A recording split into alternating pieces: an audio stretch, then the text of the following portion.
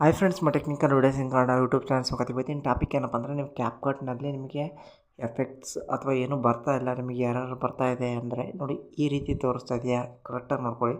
ಇವತ್ತಿನ ವಿಡಿಯೋ ಇದು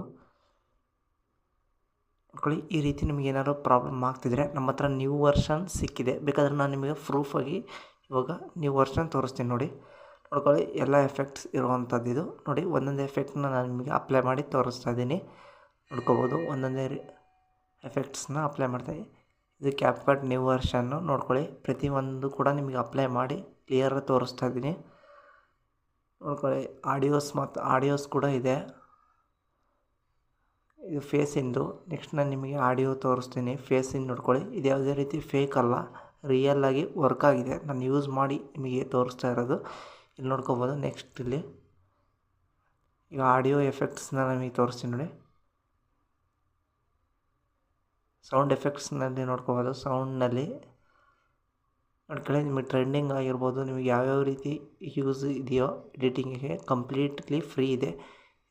ಕ್ಯಾಪ್ಕಟ್ ಅಂತ ಕಮೆಂಟ್ ಮಾಡಿ ಸೆಂಡ್ ಮಾಡ್ತೀನಿ. Thank you for watching.